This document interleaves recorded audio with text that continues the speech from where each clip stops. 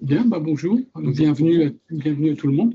Je ne sais pas, est-ce qu'on a déjà tout le monde ou est-ce qu'on laisse encore un peu de temps? Bon, après tous les 16h03. Il est 16, oui, il faut y aller. Hein. Okay. Le train est à la jeu. Voilà. Hop là. Vous allez... Bienvenue pour la session de la modernisation IBMI avec SQL et comment intégrer l'existant. Donc, je vais laisser la parole. On va commencer par se présenter. Donc, on fait tous les trois parties de Gaia, Gaia Volubis. En fait, Gaia Volubis, c'est une entreprise qui comprend trois entités. Donc, une entité expertise et audit, une autre entité donc, qui est un centre de service et Volubis donc, qui forme son entité formation, dispense des formations uniquement sur IBMI et dont vous avez peut-être entendu parler. Moi, je suis Betty Schmidt, je suis à la fois sur la partie Gaia, centre de service, et la partie Volubis, formation. Et voilà donc mes collègues que je vais laisser se présenter. Moi, je suis Eric Fröhlicher, développeur et formateur chez Volubis. Voilà, depuis quelques années, et chez Volubis depuis 1 an et demi. Donc, on va faire des formations, ça fait des formations sur n'importe quel, tous les sujets concernant l'IBMI. Bonjour à tous, je m'appelle Lucas Kleinman. Je suis le dernier arrivé chez Volubis. Dans le jargon, on appelle ça un stagiaire ou un Kevin. Ça marche bien. Donc, je ne suis arrivé chez Volubis que cette année et vraiment, pour moi, c'est un petit plaisir en quelque sorte maintenant. C'est de participer aux formations que Volubis propose, de continuer à agrandir la communauté IBMI et puis de continuer également à approfondir les connaissances de ceux qui veulent bien venir y participer. Alors, en introduction, pourquoi moderniser votre existant? Il y a plusieurs raisons à ça. Parce qu'on pourrait se dire que votre existant, il fonctionne, alors pourquoi y toucher, pourquoi dépenser du temps, de l'énergie, de l'argent? Pourquoi se casser la tête, en fait. Il y a d'abord la pérennité de votre système pour réduire donc ce qu'on appelle la dette technologique. La dette technologique, elle peut être l'architecture, mais elle est aussi dans le code. J'ai vu dans le passage chez certains de nos clients des applications spécifiques qui avaient des patchs multiples. Je pense que c'est assez répandu. Au fur et à mesure de l'existence d'une application, eh bien, on répare plus ou moins vite, de plus ou moins bien, et on se retrouve avec un applicatif qui a des patchs un peu partout et une logique qui est un peu décentrée, on va dire. Il y a des logiques qui sont donc un peu dispersées de ces applicatifs. Il y a une difficulté d'analyse d'impact quand on veut toucher quelque chose sur des chaînes comme ça qui ont été un peu bouleversées. Et il y a une architecture qui reste à clarifier, qui est complexe et difficile d'accès pour la maintenance. Les codes qui sont utilisés actuellement, donc le RPG, le COBOL parfois aussi, sont des codes qui sont des langages qui sont anciens. On a une difficulté à recruter. Les nouvelles générations ont des connaissances techniques assez en baisse sur ce type de langage. Et pour pérenniser donc, le recrutement sur les services informatiques où vous utilisez du RPG, du COBOL, il va falloir passer sur quelque chose qui est plus accessible aux nouvelles générations. On a aussi la vision sur le futur. Il va falloir s'ouvrir sur les API, sur les nouvelles technologies, l'intégration cloud, l'interopérabilité. Donc, ce code qui est figé RPG COBOL, il va falloir le passer sur une ouverture à ces nouvelles technologies. La sécurité aussi et les performances. Donc, on a besoin à chaque fois donc, de gagner en performance, puisque nos volumes de traitement s'agrandissent, nos entreprises s'agrandissent, et on a besoin de gagner en sécurité parce que c'est les sujets actuels, hein, c'est la course à la sécurité la meilleure, parce que de l'autre côté, les agressions à la sécurité se multiplient également. Donc, tout ça, ça pousse au fait qu'il faut toujours rester actif sur la modernisation et ne pas rester statique sur l'existant, même s'il fonctionne bien. Pour préparer l'avenir, donc c'est l'ouverture vers les nouvelles, j'en ai parlé, donc les API et cloud, le web, etc. Pourquoi utiliser le SQL pour ça? C'est parce que c'est un standard accessible par toutes les équipes IT. On a parlé des problèmes de recrutement. C'est un standard qui est compréhensible par les DBA, les nouveaux développeurs, et qui vous permet d'ouvrir l'écosystème IBMI pour l'avenir. Ce qu'on vous propose dans un premier temps, c'est de vous parler, donc, il va y avoir 3 phases, donc on va vous parler de 3 choses. Dans un premier temps, on va vous parler des procédures stockées.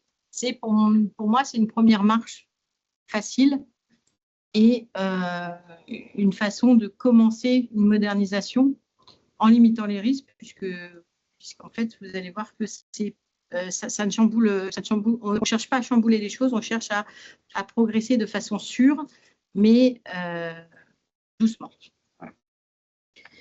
Une procédure stockée, c'est quoi? C'est un programme qui peut être appelé pour effectuer des opérations. C'est une procédure qui peut inclure à la fois des instructions en langage hôte ou des instructions SQL. Moi, j'appelle ça un peu le passage entre deux mondes.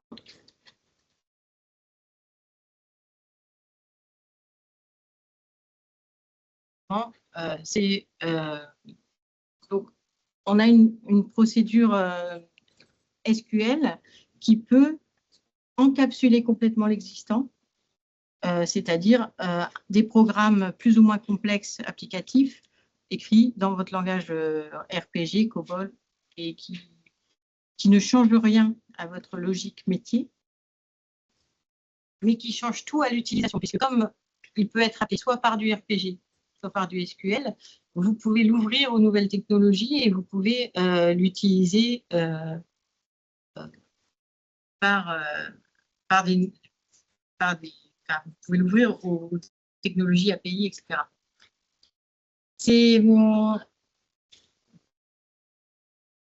Ça permet donc d'améliorer la performance, puisqu'en fait, le programme est traité directement au niveau du SGBD.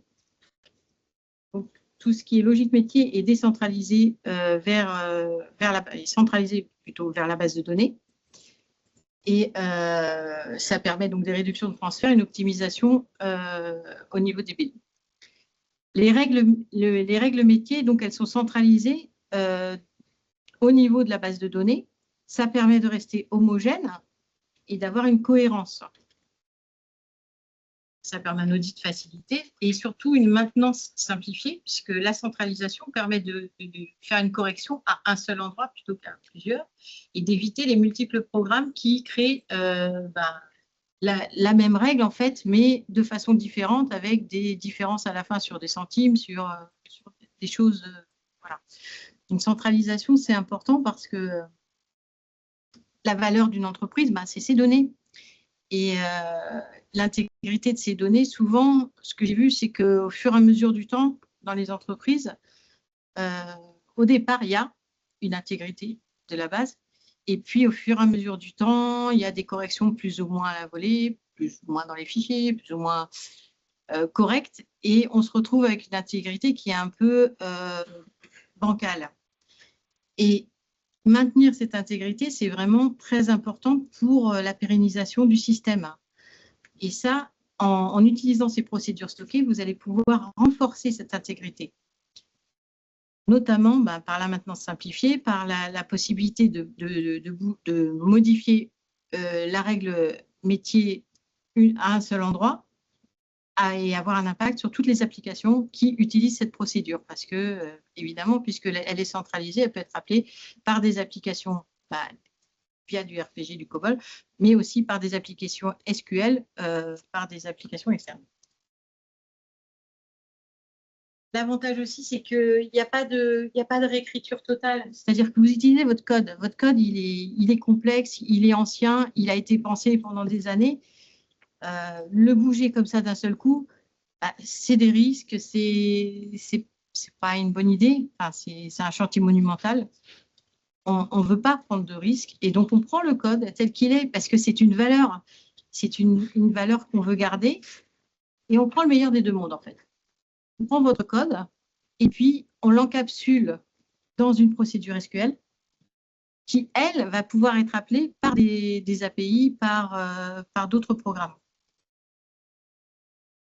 Elle est standardisée, cette procédure, elle est compréhensible donc par des DBA ou des développeurs modernes. Ça fait que, en fait, les nouvelles équipes qui vont pouvoir vous rejoindre vont pouvoir maintenir et faire évoluer ces procédures. Alors que dans le code ancien, c'est plus difficile d'intégrer des nouvelles équipes. Comment on fait ça? C'est assez simple en fait. La partie la plus difficile, c'est celle que vous faites au quotidien, c'est-à-dire que vous connaissez votre entreprise, vous connaissez votre applicatif. Il faut identifier. Voilà, identifier les points métiers qui sont importants, cruciaux pour l'entreprise. Une clôture comptable, ça c'est important pour l'entreprise. Voilà, les points qui sont vitaux pour l'entreprise, vous pouvez les identifier et les traiter en premier. Les traitements complexes en RPG, par exemple. On a vu chez certains de nos clients des codes qui peuvent aller au-delà des 20 000 lignes de code. Fait en plusieurs fois, bien évidemment, donc avec des couches et des surcouches. Pour retrouver les logiques métiers qui sont à l'intérieur, voilà. Donc ça, ces traitements complexes-là, on peut commencer à s'y intéresser. Les programmes qui sont très utilisés, les programmes répétitifs. Là, faire du data centric et déplacer ces logiques de programmes répétitifs dans la base de données, ça a du sens. Les accès multiples aux mêmes tables, bien évidemment. Alors, l'identification, jusque-là, je ne sais pas, ça vous parle, vous connaissez vos applicatifs, vous avez déjà une idée dans votre tête de, effectivement, il y a 2-3 points là, je vais pouvoir regarder comment je peux les extraire et faire une procédure stockée avec. Et comment on la crée? Alors là, c'est assez simple. On va dans ACS, on va dans procédure. On crée donc on donne le nom de la procédure, on met ce type de paramètres.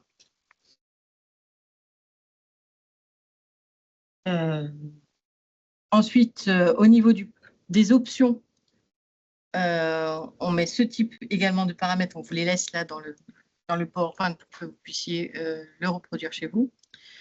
Ici, je décris une procédure stockée que j'ai faite qui est la plus simple, que vous puissiez commencer par la première marche, c'est-à-dire je prends le programme existant, je l'encapsule. Je ne cherche même pas à faire entrer des paramètres et sortir des paramètres. Je peux juste faire ça. Je prends mon programme tel qu'il est et je l'encapsule. Mais je peux également, comme on l'a vu un peu plus haut, il y a une étape optionnelle, faire en sorte de mettre des paramètres en entrée et des paramètres en sortie. Mais là, vraiment, ce qui est intéressant, c'est d'encapsuler l'existant et de donner un accès par SQL.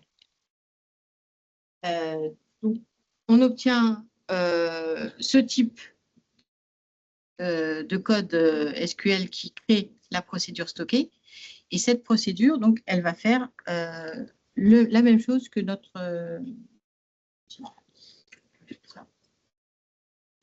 programme d'origine.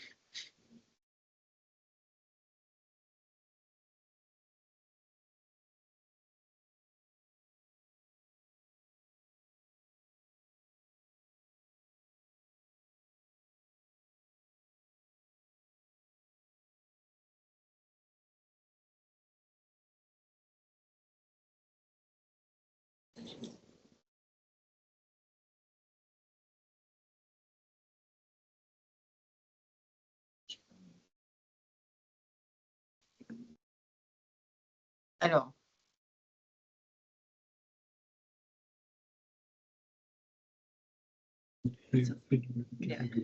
voilà. Alors, si on prend par exemple un programme de ressources humaines simple qui prend du pointage, un pointage quotidien qui arrive pour des salariés, avec des absences qui sont déjà prévues pour leur congé, des numéros d'employés et en fonction, et dans la table fonction, un nombre d'heures par jour à travailler en fonction du métier du salarié. On obtient donc dans une table en sortie des régularisations d'absence. Et bien tout ça, c'est un exemple très simple. Pourquoi ça a fait ça?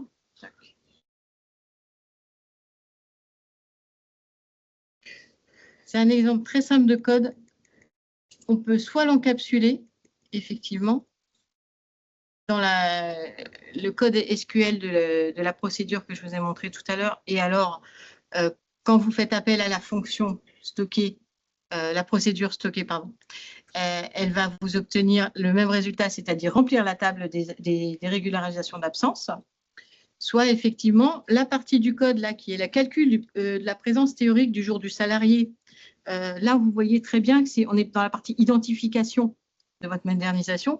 Dans la partie la présence théorique du jour du salarié, on voit très bien qu'on peut l'utiliser dans les ressources humaines, mais par exemple, côté production, vous avez les chefs de production qui veulent, en fonction des congés posés, prévoir la présence théorique de leurs salariés pour savoir combien d'heures travaillées ils vont avoir au mois de juillet et au mois d'août. Et bien, cette fonction, si vous la sortez avec des paramètres numéro d'employé et en sortie présence théorique, vous allez pouvoir la faire appeler soit par une application du service RH, soit par une application du service production. Ça sera la même, ça sera toujours la présence théorique du salarié jour qui ressortira au final, avec exactement le même résultat plutôt que d'appeler par différents programmes. Mais vous pourrez l'appeler soit par l'applicatif d'origine, par un call de RPG, soit par du SQL en passant par ACS, par exemple.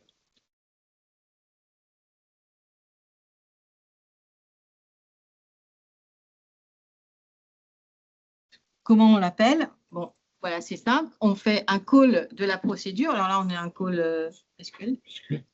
Donc, on peut passer par ACS et faire un call de la procédure. Si vous avez votre programme RPG, vous êtes obligé de passer en 52-50 et faire voilà. Donc là, vous faites un call de votre procédure avec éventuellement, comme je vous ai dit, ce n'est pas obligatoire, les paramètres donc, qui sont représentés ici par Toto. Là, c'est la valeur du paramètre. Et donc, si vous faites une autre façon d'écrire, c'est le call de la procédure avec le nom du paramètre et la valeur du paramètre avec l'affectation qui va bien. C'est aussi simple que ça. En fait, vous encapsulez et vous faites un call SQL via CS, par exemple. Donc, là, si on voulait, on peut faire un test.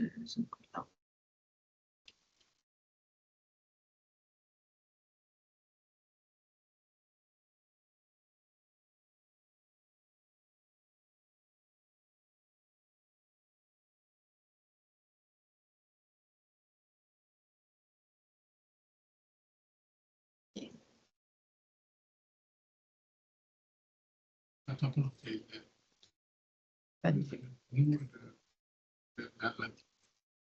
il est perdu. Le PP n'est pas ici.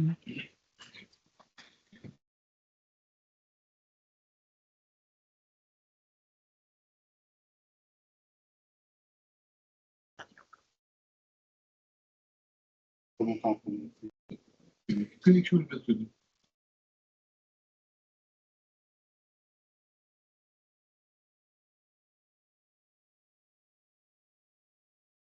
Petit effet démo. C'est bon.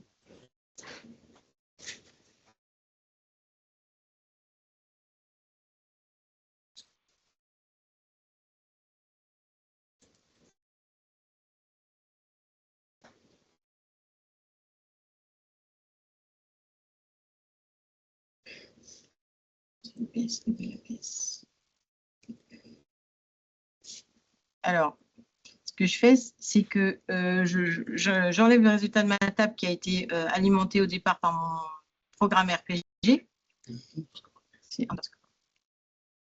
Et là, je fais un appel par la procédure.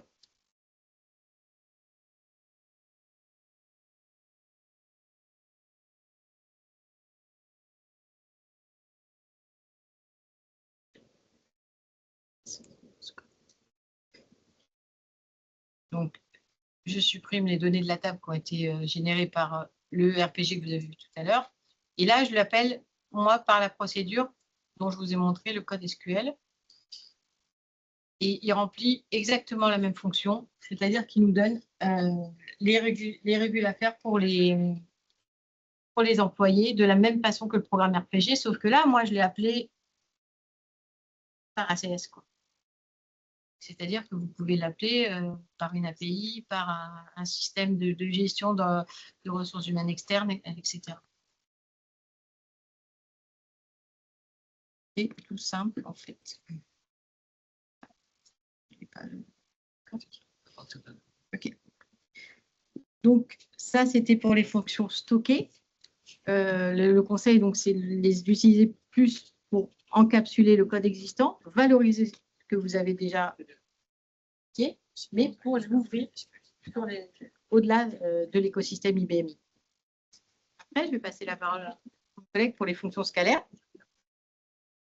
Donc, pour les fonctions scalaires, on est dans le même esprit que les procédures. L'idée étant qu'il y a une petite différence dans la définition même.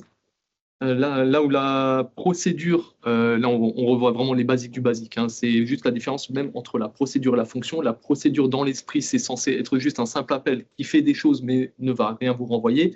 Là où la fonction scalaire en l'occurrence prend des paramètres et va vous retourner une seule valeur unique. Après, le but n'était pas non plus d'insulter votre intelligence, c'est juste on repose les bases de ce dont on est en train de parler. Dans l'idée du schéma de fonctionnement, on est vraiment sur un cycle où la fonction va venir encapsuler un programme existant, parfois, enfin même très souvent, via un petit programme d'encapsulation qui lui peut être optionnel, et lui-même, derrière, va vous retourner la valeur unique dont je vous ai parlé. Et vous remarquerez d'ailleurs que sur ce schéma, on est sur un petit cycle. Pourquoi ? Parce que aujourd'hui, la particularité des fonctions souvent intégrées, c'est qu'elles permettent elles-mêmes de prendre en paramètre le retour d'une autre fonction qui permet de donner une valeur à un des paramètres, et ainsi de suite, et on ne s'arrête jamais. Pour vous donner un exemple de création par script, c'est très rapidement, je vous ai mis un exemple ici pour que quand vous voudrez réutiliser cette instruction de création, que juste en vous basant là-dessus, vous avez les éléments basiques nécessaires pour créer vous-même, s'il le faut, votre fonction. J'aimerais juste rapidement attirer votre attention sur un ou deux paramètres sur lesquels on peut vite être amené à se casser la tête, que si vous ne les connaissez pas, peuvent un peu surprendre. Language, ici, vous devez indiquer ici le langage de programmation qui a été utilisé pour créer votre programme que vous allez encapsuler. Donc, typiquement, sur la plateforme IBMI, on est sur les langages de type RPG, CL, COBOL. Grand classique. Ça peut être d'autres choses, mais ce sont les principaux. Le paramètre style SQL, c'est quelque chose qui peut venir un peu vous fracasser la tête. Vous serez peut-être obligé de le faire à un moment. C'est simplement pour indiquer le style de paramétrage que vous allez utiliser. Dans les cas, il y en a plusieurs qui existent. Les principaux sont SQL et General. SQL va souvent arriver quand vous allez encapsuler autre chose que du programme de service. General sera la valeur par défaut quand vous allez encapsuler justement du programme de service pour ceux qui sont déjà versés dans l'ILE. Si ce n'est pas le cas, vous allez passer sur un style SQL et dans ce cas-là, Notamment, il faudra définir un programme, petit programme intermédiaire, rassurez-vous, on pourra vous donner des exemples par la suite de ces petits programmes intermédiaires qui, eux, vont embarquer des programmes, on va dire, pardon, pas des programmes, mais des petits paramètres fantômes qui seront chargés notamment de prendre compte du fait que SQL gère le nul, mais que de base, nos vieux programmes RPG, le nul, ils n'aiment pas trop, quoi. Ensuite, un autre paramètre qui peut arriver très souvent, c'est déterministique, note déterministique. Ça, c'est un paramètre qui vous permet d'avoir énormément d'impact sur l'efficacité de votre programme SQL. Enfin, c'est-à-dire que on va parler ici de mise en cache, c'est-à-dire que SQL, dans son moteur, va s'assurer que si vous faites plusieurs appels avec les mêmes paramètres, SQL ne va pas réappeler le programme derrière, il va simplement constater qu'on est exactement sur les mêmes paramètres, donc qu'il peut renvoyer exactement la même réponse sur l'appel en question. Dans le même esprit, on a à la ligne suivante called on null input et returns null on null input, qui est simplement une indication pour dire si j'ai une valeur nulle dans mes paramètres, pardon l'expression, mais je te pète à la gueule. Tu m'as envoyé nul, je te renvoie la balle. Ou à l'inverse, vous, dans vos programmes, vous avez prévu la gestion du null, vous avez suffisamment confiance dans ce qui a été mis en place avant que vous ne veniez faire cette modernisation. Donc, vous pouvez appeler votre programme sans de souci. External name, c'est simplement le nom qualifié du programme que vous allez appeler. Là, on est vraiment dans un exemple très simpliste où il n'y a besoin de préciser que la bibliothèque et le programme qui est contenu dans la bibliothèque. Si maintenant on est dans le cas où on va appeler une procédure qui vient d'un programme de service, merci, il faudra juste préciser entre parenthèses, après le nom du programme, le nom de la procédure en question. Jusqu'ici, très simple.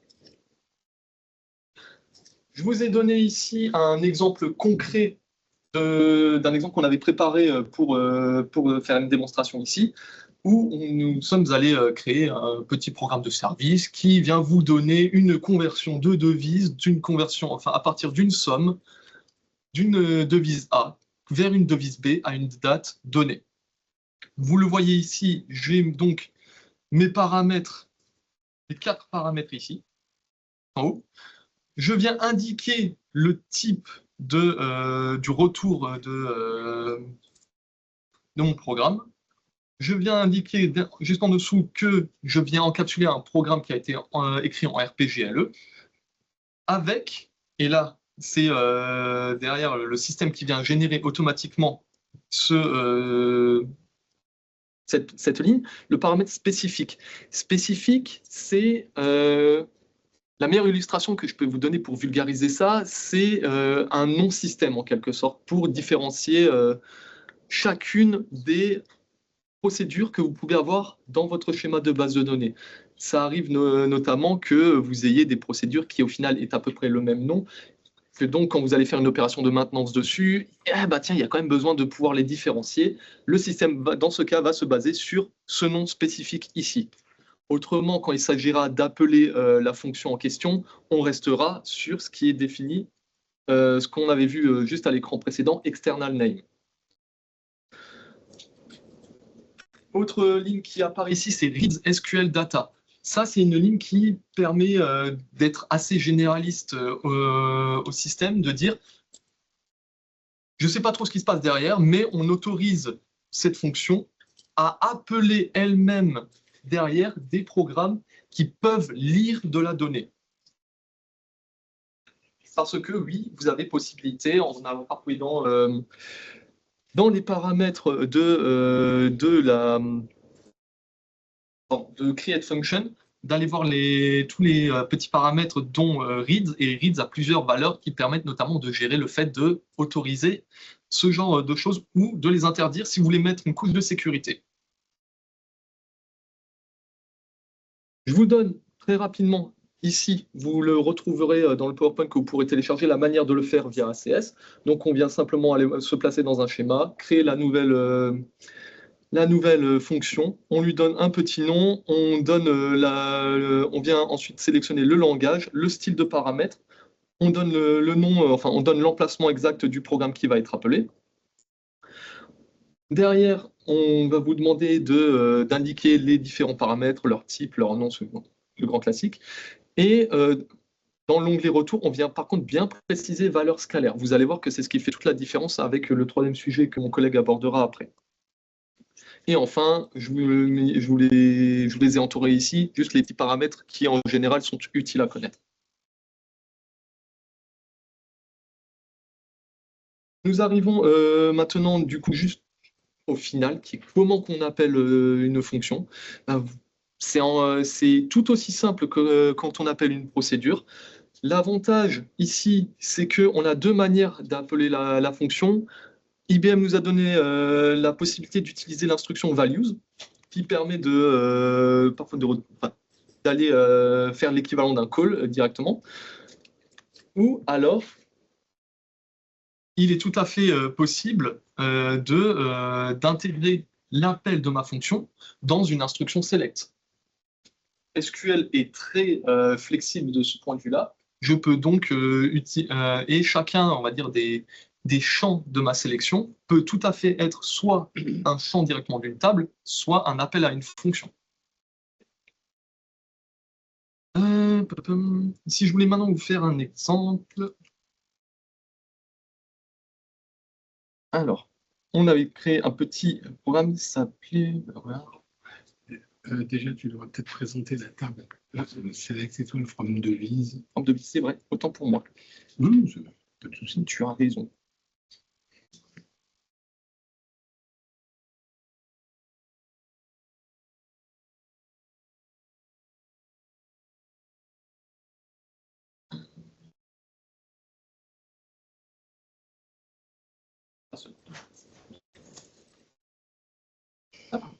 Et nous avons mis un petit ensemble de tables avec les devises, les monnaies, différents règlements.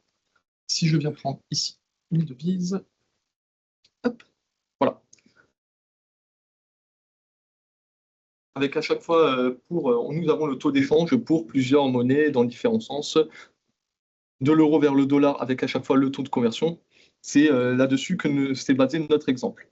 Donc si je reprends ici mon appel,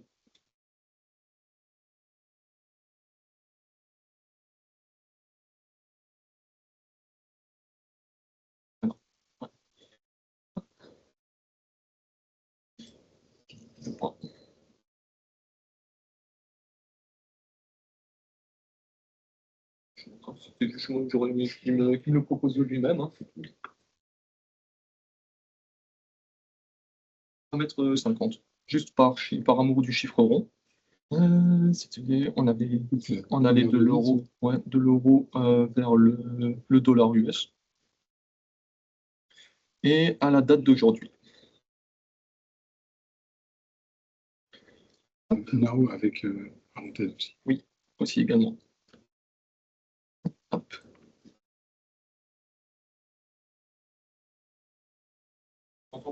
Autant pour moi. Voilà. Et vous voyez que direct, ça vient nous sortir le résultat de l'appel à mon programme, de toute cette encapsulation. Pour faire le parallèle avec ce que ma collègue vous a présenté juste avant, si dans le...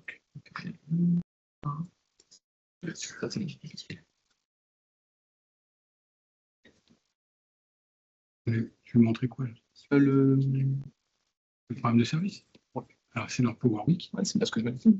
Je crois que...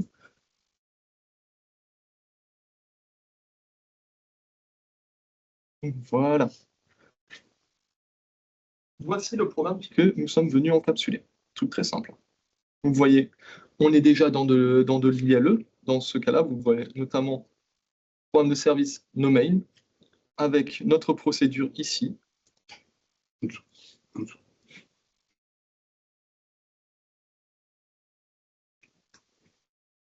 Et voilà. Et nous avons bien fait appel très explicitement. Si je reviens enfin, dans mon PowerPoint sur l'extrait qui vous montrait comment est-ce que ça a été créé, on a bien indiqué le nom du programme de service avec entre parenthèses le nom de cette procédure ici qui est appelée. Vous voyez, quelque chose de très simple, on ne s'embête pas. J'ai une question.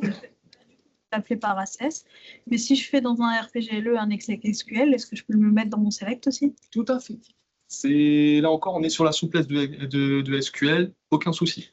Intégration, nickel.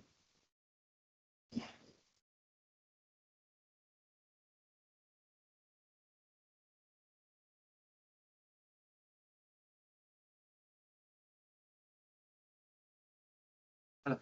Je passe donc la main à mon collègue pour prendre la suite. Merci. En fait, oui, alors la question qui est posée, c'est est-ce que je peux l'intégrer dans SQL? On peut l'intégrer dans tout l'environnement SQL.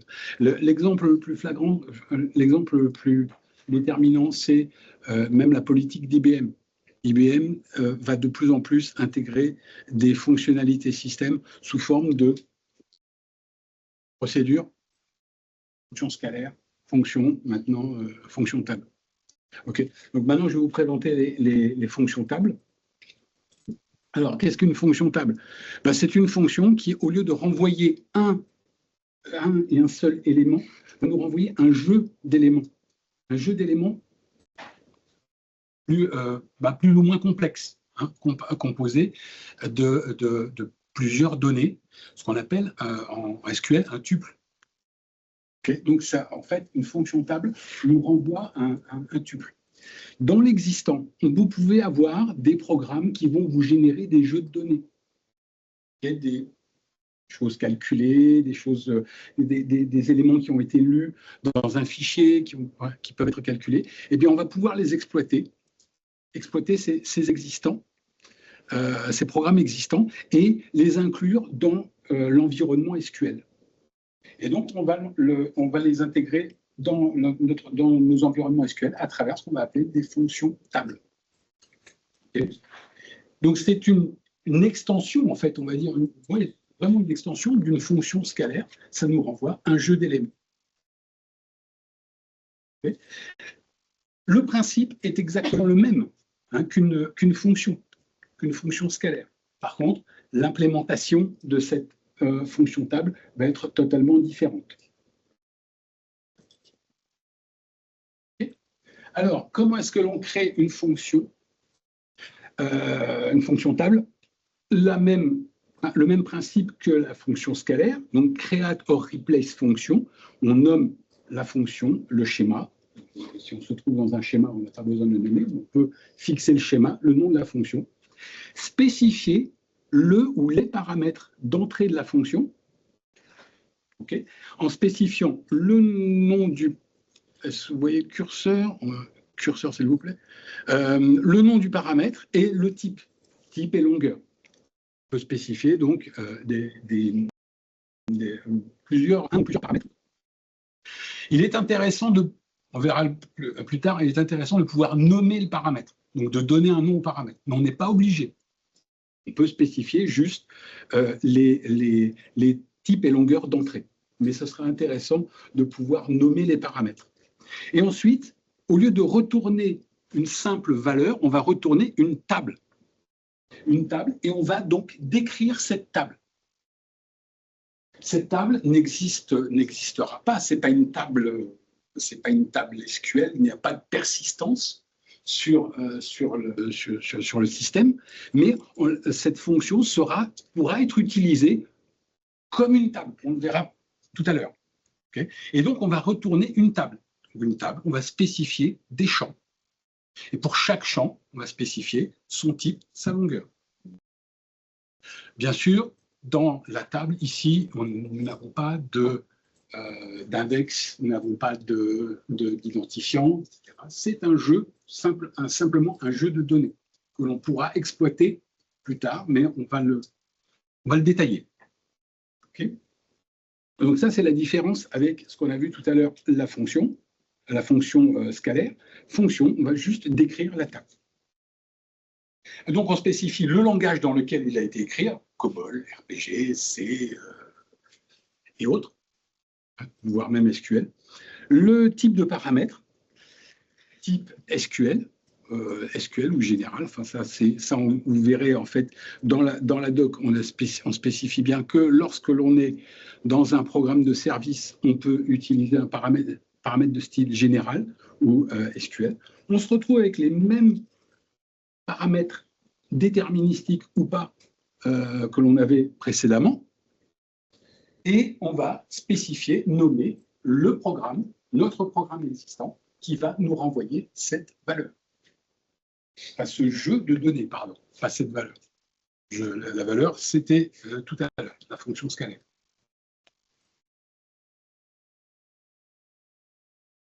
Okay. Maintenant, de la même manière, comment est-ce que l'on crée une fonction qui va nous retourner une table? On crée une fonction. Dans le schéma, on a la possibilité d'ajouter une fonction de type externe. On spécifie le nom ici de ce qui va devenir notre fonction table. Le schéma, le nom spécifique, on va le laisser ici, dans ce cas-là, généré par le système. La langue, hein, on retrouve tous les paramètres qu'il y a dans le script de create fonction.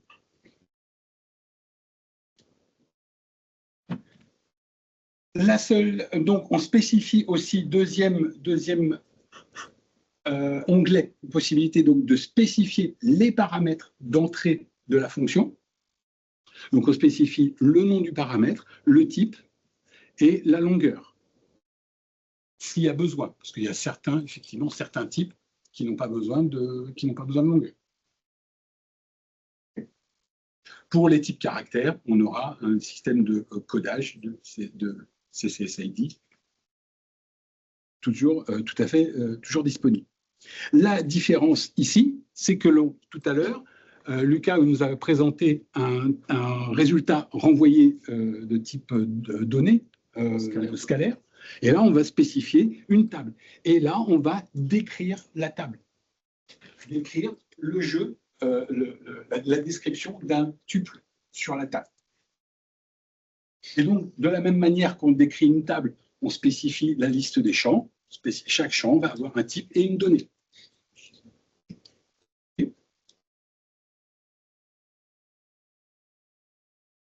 Et ensuite, les options possibles. Est-ce qu'on fait un call, est-ce qu'on appelle la fonction si les inputs sont nuls, est-ce que c'est déterministique, etc., etc. Enfin là, on peut jouer sur l'intégralité des paramètres. Alors, je vous invite, si vous lancez là-dedans, d'aller voir les spécifications de chaque paramètre, parce que on dépasserait l'heure allègrement, si on devait détailler tous les paramètres. Et ensuite, on va pouvoir exploiter notre fonction table de la même manière qu'une table de notre base de données, sauf que on va être obligé de précéder notre fonction par le mot-clé table. C'est tout. C'est tout.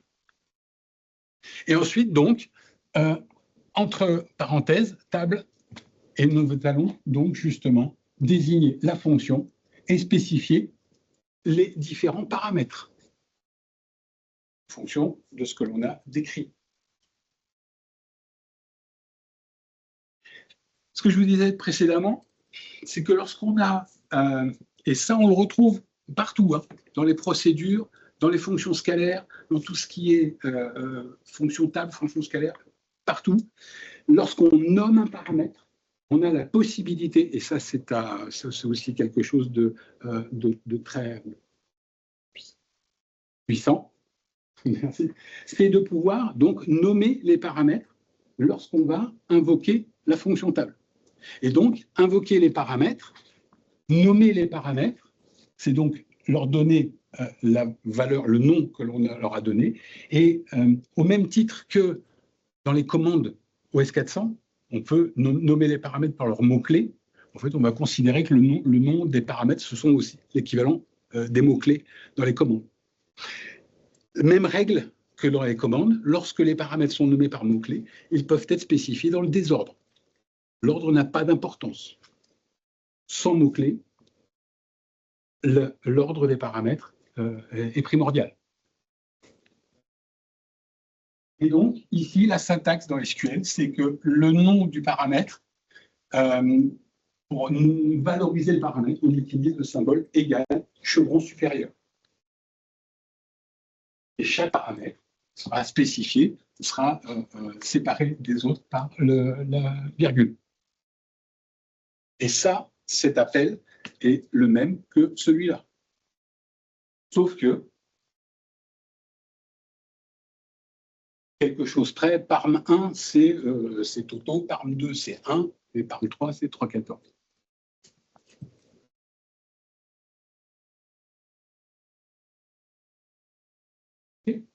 Alors, pour ça, je vais, avant de montrer un exemple. Donc, il y a, parce que ça, cet exemple va être important pour l'inclusion d'un programme sous forme de fonction table. Alors, nous avons un petit...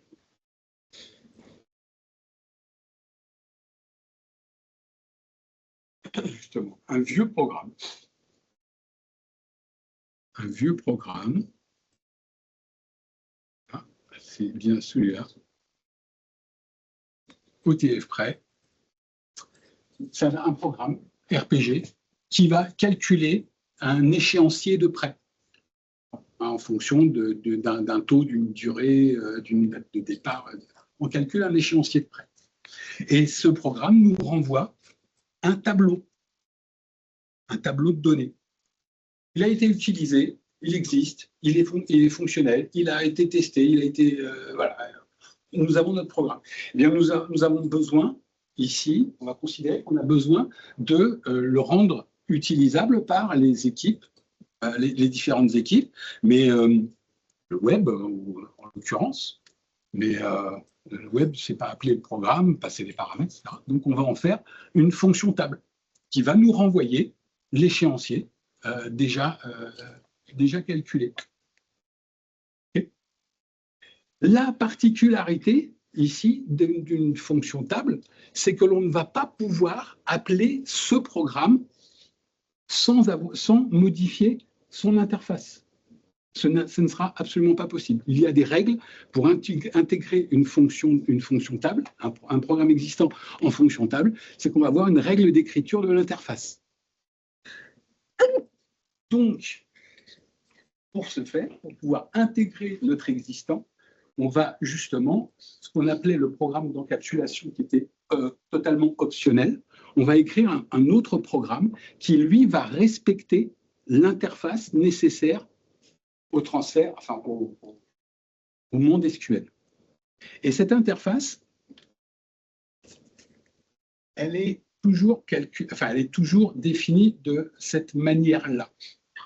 C'est-à-dire que vous avez ici les paramètres d'entrée spécifiés ici et le détail, ensuite, le détail du tuple renvoyé. J'ai dit bien du tuple. Le tuple va être décrit ici. Et en fait, on se retrouve ici. Alors, si je peux retrouver... Oui, non, c'est pas celle-là. Oui, c'est celle-là. OK, on va.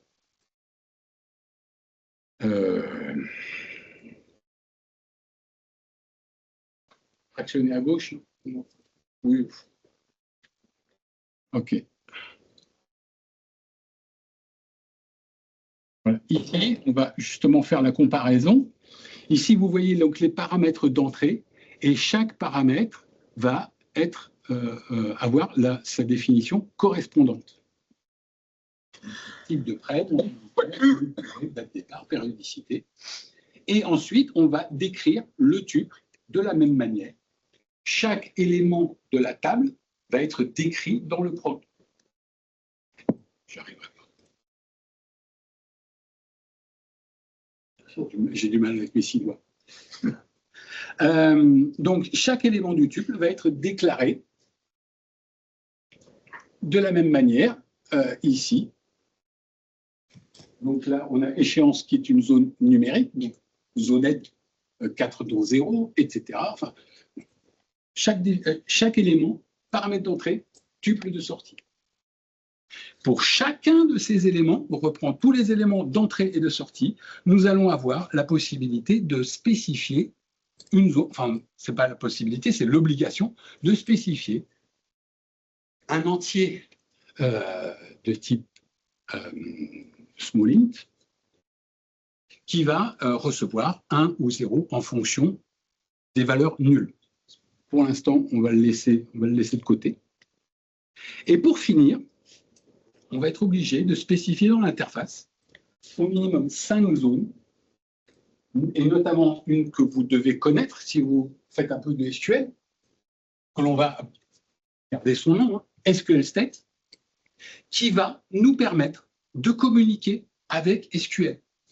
Ça va bien, c'est bien, on continue, ah, tiens, on s'arrête. Okay. Il va y avoir tout un échange avec SQL que l'on va pouvoir gérer à travers cette zone-là. La fonction qualifiée et la fonction name, on va les laisser de côté. Les messages, lorsqu'on va avoir des messages, peut-être la possibilité d'envoyer des messages à SQL en fonction du SQL state. Et une zone très importante qui va être le call type. Enfin, j'ai appelé ici call type, mais qui va être en fait un ordre envoyé par SQL, parce que SQL va fonctionner d'une certaine façon pour les fonctions. SQL va d'abord appeler la fonction, le programme, avec le call type ici à -1. La valeur de -1, c'est j'initialise la transaction, le calcul. Ensuite, le programme va faire ce qu'il a à faire, il va sortir, SQL va continuer et va agir comme si le programme fonctionnait comme un itérateur, un modèle itérateur. Et pour chaque élément, tant que le programme ne lui dit rien, le SQL va appeler le programme avec le call type 0. 0 voudra dire donne-moi l'élément suivant. Et le programme va donc remplir l'élément suivant. Et ensuite, une fois que le programme a dit bah, ça y est, j'ai plus rien à te donner, on va voir comment on fonctionne, SQL va rappeler le programme une dernière fois avec le paramètre call type à 1 pour dire ok, ben, on s'arrête. Tout va bien. Ça fonctionne comme un itérateur. J'initialise, je cherche, je récupère chaque tuple et ensuite je termine. Je te demande de terminer. Et bon, ben, on implémente ça de cette façon. Lorsque call type est inférieur à 0, j'initialise le SQL state à 0, tout va bien. Okay. Je fais, excusez-moi le terme, je fais ma tambouille, je génère mes données. Si jamais il y avait quoi que ce soit, je monitore, ok, et je peux renvoyer petite erreur. Il s'est passé quelque chose. Peu importe. Enfin, on pourrait détailler, on pourrait vraiment détailler, mais je vais gérer mes erreurs avec mon SQL state. C'est le SQL state qui va permettre à SQL de dire ah, il y a quelque chose où tout se passe bien. Ensuite, je m'arrête. Le deuxième appel, et les appels suivants, call type est égal à 0. Donc là, je vais tout simplement itérer chaque élément du tableau qui vient en retour ici. Et déjà, je regarde si je ne suis pas à la fin. Si je ne suis pas à la fin de mon tableau, pourquoi ça ne remonte plus? Et je vais tout simplement, chaque élément du tableau, je vais valoriser les zones du tuple. Tant que. Et si je suis à la fin, eh ben, je vais lui tout simplement dire à SQL, écoute, ça y est, j'ai plus rien à te donner. Donc SQL, c'est le SQL state 02000. Okay. Donc SQL va savoir, ok, je n'ai plus rien à faire. Je te rappelle une dernière fois, cette fois-ci avec le call type 1. Et là, bah, tout le monde a terminé. Okay. Donc voilà le principe d'itération pour une fonction table. Et donc SQL va pouvoir maintenant réagir. Run SQL script. Okay.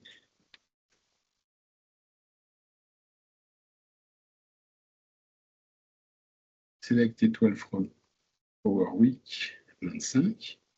Bon, alors, comment s'appelle la fonction? Ça s'appelle échéancier prêt.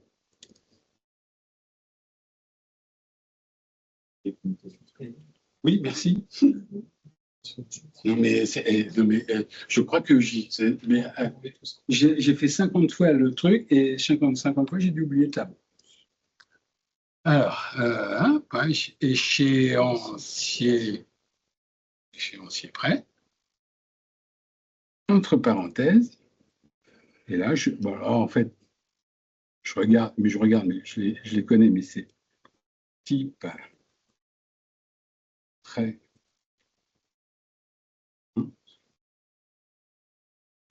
Ouais.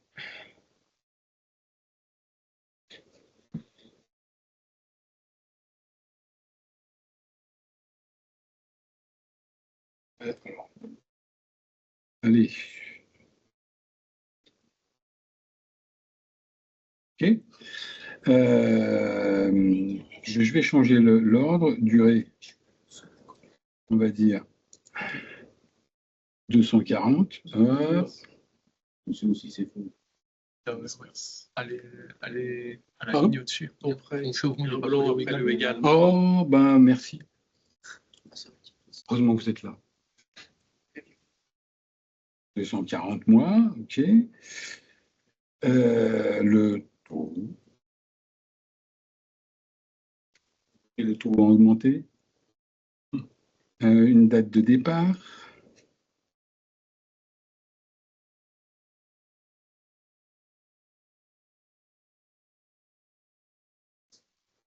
On va dire ça démarre le 1er janvier 2026. Et périodicité, c'est en règlement annuel. Pourquoi pas?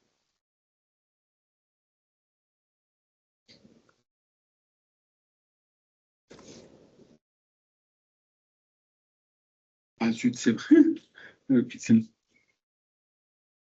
Voilà. Là, le premier appel, le prêt a été lancé, machin, mon tableau a été généré. À chaque fois, il m'a rappelé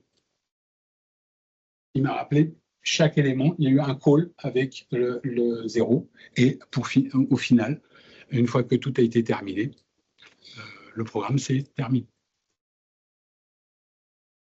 Voilà. Alors, pendant ces trois démos, la procédure stockée, la fonction scalaire et la fonction table, il y a eu 3 façons de travailler. L'intégration directe par le call procédure. Ensuite, dans la fonction scalaire, on a développé on a été plus loin dans l'existant. On a utilisé des procédures ILE, un programme de service ILE. Et là, on a développer un programme qui va appeler un programme existant. Parce que votre programme existant, il est existant et il existe encore. Donc ça, on ne va pas pouvoir modifier l'interface. Donc on va être obligé de créer un programme qui appelle ce programme existant. Sinon, si on modifie l'interface, tout le reste de l'application va être modifié. Donc ça n'a aucun intérêt. L'intérêt, c'est que justement, notre programme qui fait ces calculs reste accessible à tout le monde et soit maintenant accessible à l'univers. Ok. Hein, on n'est pas loin. Non, mais c'est vrai qu'en fait, l'intérêt de tout ça, ben, c'est ceux qui ont suivi le Birgitta tout à l'heure. On était juste à la fin et ça va vous permettre d'ouvrir en fait les applications RPG ou COBOL à d'autres équipes, à d'autres mondes, au web, enfin, ce que vous voulez, tout en gardant les programmes dans lesquels vous avez sué sang et eau pour mettre au point que vous avez fait vivre toutes ces années, au lieu de les réécrire. Parce qu'on pourrait, alors évidemment, on pourrait tout réécrire en SQL, en PHP, etc. Quel intérêt? Ça existe déjà et c'est fonctionnel et ça a été testé. Donc autant les faire, leur dire, ok, les petits non, c'est toujours très, c'est très tendre. Hein. Mais les Kevin, vous arrivez, ouais, je connais SQL, ok, SQL, bah viens, t'as pas besoin d'apprendre le RPG, mais tu peux intégrer. Alors donc évidemment, ça nécessite de la documentation, un peu comme fait SQL. Cette documentation, vous pouvez aussi, comme ce que l'on fait avec les services IBMI, c'est que vous pouvez les récupérer, vous pouvez générer les DDL, des procédures, ok. Ça reste quand même quelquefois un peu pas forcément très lisible, mais en tout cas, dans l'existant, on a généralement un call d'un programme ou le call d'une fonction d'un programme de service. Donc, ça ne va pas forcément très très loin. On n'est pas dans les procédures SQL. On verra ça plus tard. Allons petit à petit, hein, parce que ça peut aller très très bien. Voilà. Et donc, est-ce que non, c'est vrai qu'il n'y avait pas. Ça, c'est pas le mien, ça. Ah, c'est pas le mien. Oh ben, on peut partager. Communisme oblige. Expliquer tout ça. Mais... Ouais, mais bon. Okay, après, on va parler sécurité, mot de passe et tout ça. Donc. Tu sais, je me disais, bon, parce qu'effectivement, j'avais aussi un petit exemple, un petit truc web rapide, mais bon, voilà, tout le monde en a. Okay. Monsieur, 17h, c'est l'heure du cocktail, hein, faut pas déconner. En tout cas, merci beaucoup pour votre attention. Merci.